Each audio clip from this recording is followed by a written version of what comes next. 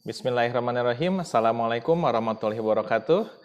Kembali lagi dalam mata kuliah media pembelajaran. Kali ini kita akan melanjutkan pembahasan kita terkait dengan awetan basa. Nah, setelah lama sekian tertunda ya, kita akan coba lanjutkan praktikum kali ini dengan topik awetan basa. Nah, seharusnya dalam kondisi normal, praktikum ini dapat kita lakukan di laboratorium, hanya saja karena kondisi tidak memungkinkan, maka praktikum kita laksanakan secara virtual saja dan diperagakan oleh kami, oleh tim dosen dan juga tim laboran. Nah, dalam awetan basa kali ini, kita akan coba membahas terkait dengan teknis ataupun juga beberapa spesimen yang memang mengapa harus diawetkan secara awetan basa. Oleh karena itu, saya mohon nanti mahasiswa setelah melihat video ini, Anda dapat membuat resume terkait dengan awetan basa. Sebelum kita lanjutkan ke tahap praktikum atau juga demonstrasi, kita terlebih dahulu akan membahas beberapa hal yang terkait dengan dasar teori mengenai awetan basa. Ya. Nah, apabila Anda semua telah mengalami praktikum awetan basah di sekolah, maka mungkin ini sudah tidak asing lagi dengan Anda, baik beberapa bahan-bahan ataupun juga spesimen hewan yang dapat diawetkan secara awetan basah. Nah, namun apabila ada yang belum mengalami ataupun belum mencoba membuat awetan basah, maka kita akan coba terangkan terlebih dahulu terkait dengan prinsip-prinsip pembuatan awetan basah. Nah, di depan meja ini sudah bisa Anda lihat beberapa jenis hewan ya yang diawetkan secara awetan basah ya. Di sini ada jenis kelelawar, kemudian juga beberapa jenis katak yang cukup langka, kemudian juga ada ular dan juga ada kodok ya. Nah, ini beberapa hewan yang memang dapat diawetkan secara awetan basah. Namun demikian, yang menjadi pertanyaan adalah mengapa hewan-hewan ini harus diawetkan dalam kondisi basah ya. Nah, ada beberapa pertanyaan mungkin yang mengarah ke aspek tersebut ya. Jadi, mengapa suatu spesimen harus diawetkan secara awetan basah ya? Alasan pertamanya adalah karena sulitnya mendapatkan spesimen segar untuk praktikum. Nah, ini bisa kita lihat ada salah satu jenis kelelawar yang ditemukan di Gua Sarongge yang saat itu oleh Pak Diki yang melakukan samplingnya. Kemudian juga di sini ada beberapa jenis katak, salah satunya adalah Huia masonii. Ini pun juga ditemukan di kaki Gunung Galunggung yang memang cukup langka untuk ditemukan dan apabila ditangkap secara langsung itu akan mengalami kesulitan ya. Nah, oleh karena itu salah satu alasan mengapa harus mengawetkan spesimen dalam awetan basah adalah karena sulitnya mendapatkan spesimen segar untuk praktikum. Yang kedua adalah apabila hewan ataupun tumbuhan dapat diawetkan dengan awetan segar ini ataupun awetan basah, maka pengamatan spesimen itu dapat dilakukan secara praktis tanpa harus mencari spesimen yang baru. Nah, hal ini dimungkinkan agar pencarian spesimen dapat dilakukan secara periodik. Jadi tidak harus setiap saat praktikum kemudian harus mengambil spesimen saat itu juga. Nah, sehingga ketersediaan spesimen di alam dapat terjaga ya. Nah, namun demikian memang ada beberapa spesimen yang dapat diawetkan secara awetan basah, ada juga yang dapat diawetkan secara kering ya. Itu bergantung pada karakteristik masing-masing hewan tersebut. Kali ini kita akan coba melihat apa saja alat-alat dan juga bahan yang dibutuhkan dalam proses pembuatan awetan basah ini ya. Nah, di sini sudah ditampilkan beberapa alat dan bahan yang berkaitan dengan proses pembuatan awetan basah. Yang pertama adalah ada toples kaca ya yang disesuaikan dengan berbagai ukuran spesimennya. Nah, di sini juga ditampilkan ada toples yang besar kemudian sampai ke yang kecil. Nah, ini dimaksudkan agar spesimen dengan toples kaca itu lebih efektif ya. Jadi apabila spesimennya kecil, maka kita gunakan juga toples yang kecil ya, agar alat bahan ya, maksud kami adalah bahan yang digunakan pun juga tidak sebanyak toplesnya gitu ya. Jadi antara ukuran spesimen dengan toples kaca dapat disesuaikan. Kemudian juga ada gelas ukur. Yang keduanya adalah gelas ukur. Ini kita gunakan untuk proses penghitungan komposisi ya, komposisi larutan pengawetnya. Karena nanti dalam proses pembuatan larutan pengawet kita perlu memperhatikan konsentrasi ataupun volume dari masing-masing larutan ya. Nah, yang berikutnya ada pinset. Nah, ini pinset kita gunakan untuk menjepit ataupun untuk membawa spesimen hewan ya agar tidak langsung disentuh oleh tangan. Karena mungkin saja ada beberapa hewan yang di situ memiliki beberapa organ tambahan ya yang mungkin itu kalau kita sentuh langsung akan iritasi ataupun juga dampak-dampak yang lainnya. Berikutnya juga ada potongan kaca. Nah, potongan kaca yang kami gunakan ini adalah potongan kaca yang biasa digunakan untuk pengamatan tumbuhan ya atau objek gelas yang standar ya. Ini juga digunakan agar potongan kaca yang kita gunakan itu tipis ya, namun juga permukaannya bersih ya. Yang berikutnya ada gunting. Nah, gunting ini multifungsi ya. Jadi kita dapat memotong apapun dengan ini ya. Apabila ada beberapa organ hewan yang mungkin misalnya ada beberapa organ hewan yang kurang bagus gitu. Ini bisa kita gunting sebagiannya menggunakan ini. Kemudian yang berikutnya ada yang kita sebut dengan benang nilon. Nah, benang nilon ini juga sebagai instrumen yang cukup penting dalam awetan basah karena ini digunakan untuk mengikat hewan ya pada saat kondisi sudah direndam ya. Selain itu juga fungsinya agar hewan tidak mengapung pada saat beberapa lama di dalam larutan ini. Yang berikutnya kita akan masuk ke apa saja bahan yang dibutuhkan di dalam pembuatan larutan awetan basah ini ya. Karena kunci dari awetan basah adalah bagaimana menggunakan larutan pengawet yang efektif dan juga mampu mengawetkan spesimen tersebut dalam jangka waktu yang cukup lama. Nah, untuk yang pertama adalah formalin. Nah, formalin adalah bahan yang cukup krusial juga, terutama untuk pengawetan hewan. Ya, apabila tumbuhan tidak usah menggunakan formalin, gitu ya, karena memang tumbuhan tidak sekompleks ya pada hewan. Jadi cukup kalau tumbuhan kita menggunakan campuran alkohol 70% dengan Aquades. Nah, sedangkan kalau untuk hewan memang perlu menggunakan formalin agar lebih awet. Ya. Yang kedua adalah asam asetat. Nah, asam asetat ini kita gunakan sebagai salah satu larutan pengawet, ya, karena memang berfungsi untuk menjaga agar kulit hewan itu tetap stabil dalam kondisi yang turgor, ya, sehingga tidak menjadi keriput atau rusak, ya, karena beberapa komponen larutan pengawet lainnya. Yang ketiga, ada yang kita sebut dengan alkohol. Nah, alkohol ini memiliki beberapa jenis konsentrasi, ya. Ada yang 70%, ada juga yang 96%. Nah, biasanya yang kami gunakan untuk pertama kali mengawetkan hewan dengan awetan basah adalah dengan memasukkannya ke alkohol yang 70% ya, nanti pada saat dibuat. Sehingga hewan tersebut tidak langsung rusak, warnanya juga tetap terjaga ya. Oleh karena itu kita gunakan dulu alkohol dengan konsentrasi yang rendah dulu, yang 70%. Yang berikutnya ada Aquades. Nah, Aquades ini merupakan komponen pelarut semua bahan-bahan ini gitu ya. Sehingga nanti akan tercampur secara homogen dan hasilnya akan menjadi FAA ya, formalin, alkohol dan juga asam asetat ya. Nah, kemudian yang menjadi pertanyaan adalah bagaimana cara membuat komponen ini agar seimbang ya. Nah, berdasarkan beberapa literatur yang coba kami kaji, seluruh komponen ini yang tergabung dalam FAA itu memiliki konsentrasi ataupun volume yang berbeda-beda.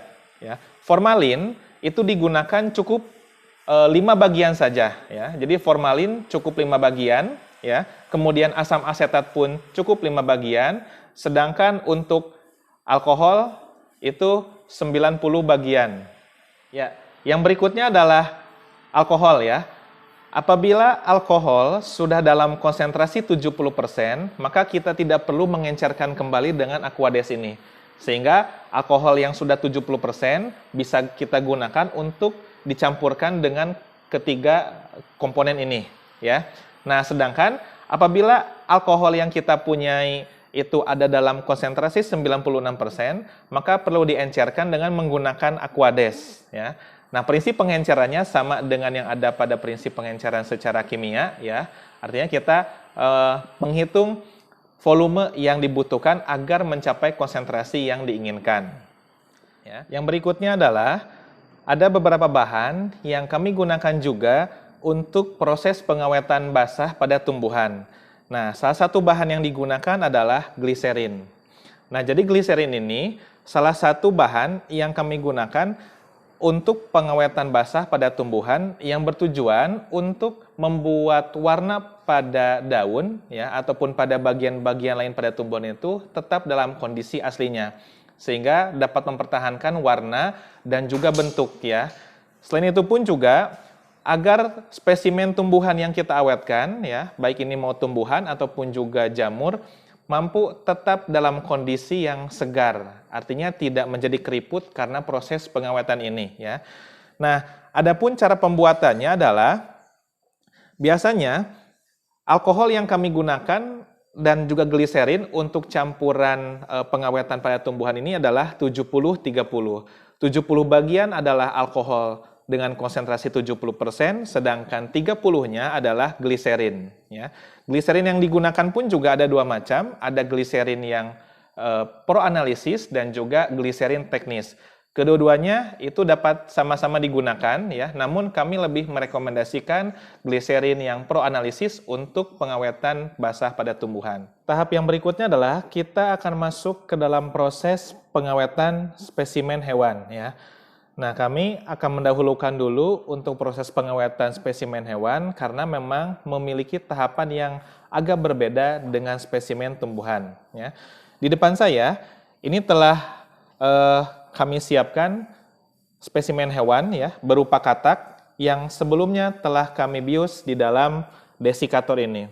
Nama alat ini adalah desikator yang berfungsi untuk membius hewan, ya, yang masih hidup, ya, sehingga nanti akan mati dalam keadaan lemas, ya.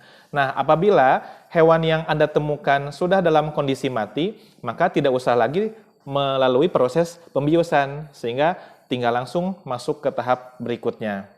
Nah, proses pembiusan yang kami lakukan yaitu menggunakan larutan kloroform yang kami coba uapkan dengan menggunakan kapas ataupun juga kapuk, ya, dan ditunggu beberapa saat hingga uap kloroform memenuhi seluruh ruangan desikator ini, ya. Nah, sehingga setelah menguap baru kemudian hewan dimasukkan, ya, ke dalam desikator ini, ya, dan ditunggu beberapa detik hingga hewan mati lemas, ya.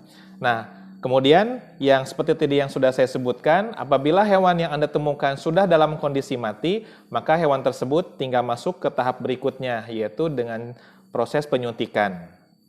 Nah, untuk kloroform yang digunakan pun juga ini kloroform yang tanpa melalui proses pengenceran, sehingga ini merupakan kloroform murni. Apabila Anda melakukan pembiusan, ya, dengan menggunakan kloroform yang proanalisis ataupun yang murni, maka kami sarankan Anda menggunakan masker ataupun penutup wajah ataupun penutup hidung agar menghindari kontak langsung dengan uap yang dikeluarkan oleh kloroform ini. Karena kloroform dapat menguap pada suhu ruang meskipun, ya, hanya beberapa ataupun tidak sebanyak H2SO4 murni ataupun HCl, ya. Nah, yang berikutnya adalah gloves ataupun yang kita sering sebut dengan sarung tangan. Ini berguna untuk memastikan Anda aman dari sentuhan langsung ataupun paparan langsung dari bahan-bahan kimia. Karena beberapa bahan-bahan kimia yang ada di sini itu cukup membuat kulit kita iritasi apabila terkena paparan bahan kimia tersebut, ya. Nah, sehingga dipastikan yang pertama adalah masker dan yang keduanya adalah sarung tangan. Itu peralatan standar ketika Anda melakukan proses pembuatan awetan basah. Baik, untuk tahap berikutnya adalah kita akan melakukan proses penyuntikan pada tubuh hewan ya. Nah, hal ini dilakukan karena beberapa hewan memiliki rongga tubuh ataupun juga bentuk tubuh yang memang dipenuhi oleh otot ya. Nah, sehingga proses penyuntikan ini mutlak dilakukan untuk memastikan larutan pengawet dapat masuk ke dalam tubuh hewan. Nah, di depan saya di sini sudah ada beberapa bahan pengawet. Yang pertama adalah formalin dan yang keduanya adalah FAA. Nah, untuk proses penyuntikan pada hewan, kita gunakan dulu formalin ya, baik yang sudah diencerkan ataupun juga yang masih murni, untuk kita suntikan ke dalam hewan yang akan kita awetkan ini. Nah, di sini sudah tersedia suntikan yang saya sudah isi dengan larutan formalin ya. Kira-kira di sini sudah kami isi sebanyak 4 mili ya, 4 mili yang akan kami suntikan ke bagian tubuh hewan. Nah, untuk hewan yang seperti katak, nah maka bagian-bagian yang disuntik ini pun juga perlu diperhatikan. Salah satu yang akan kami suntik adalah pada bagian perut ataupun pada bagian abdomen. Ini yang memang menjadi salah satu titik kunci keberhasilan pengawetan basah. Karena apabila tidak dilakukan penyuntikan, maka bagian ini cenderung akan lebih mudah rusak ya, karena memang dimungkinkan larutan pengawet tidak terpenetrasi ke bagian tubuh hewan ini. Maka salah satu caranya adalah dengan memasukkan larutan pengawet melalui proses penyuntikan. Nah, untuk proses penyuntikan sendiri, kita lakukan tidak sampai melukai organ-organ dalam hewan ini, ya, tapi hanya melumasi permukaan organ dalam hewan ini supaya tidak diserang oleh mikroorganisme, sehingga menjadikan bagian dalam hewan ini busuk ya. Nah, sehingga dengan demikian tahap yang pertama adalah disebutnya mencubit lah, mencubit bagian perut hewan ya, bagian kulitnya ditarik ya, sehingga ini dipastikan tidak akan terkena pada organ dalam hewannya ya. Kemudian kita suntikan secara perlahan agar tidak mengenai organ dalam hewan. Dalam proses penyuntikan ini, yang harus kita perhatikan adalah, ingat, kulit bagian perut ini diangkat sedikit ya, agar memastikan jarum tidak mengenai organ dalam pada hewan ini. Nah, kita suntikan secara perlahan. Anda bisa melihat jarum suntik sudah masuk ke dalam tubuh hewan dan bagian larutan ini sudah masuk ke dalam tubuh hewan ini, perut pengawet ya. Nah, sehingga ukuran untuk 4 mili ini cukup. Ya, proses penyuntikan telah selesai, cabutlah perlahan ya. Ya. Setelah hewan dilakukan penyuntikan ya ke dalam bagian perut, nah kemudian tahap berikutnya adalah kita memasangkan potongan kaca ataupun objek gelas ya, gelas objek di bagian bawah tubuh hewan ya. Biasanya kami selalu menempatkan pada bagian perut ya, agar memastikan hewan ini dalam posisi yang betul ya, dalam posisi yang tidak tertekuk beberapa anggota tubuhnya ya. Yang keduanya adalah dan memastikan agar hewan ini betul-betul tenggelam ya, sehingga tidak mengapung ke permukaan pada saat nanti diawetkan. Nah, agar potongan kaca ini dapat bertahan dalam posisinya, maka kami melakukan pengikatan dengan menggunakan benang nilon ya.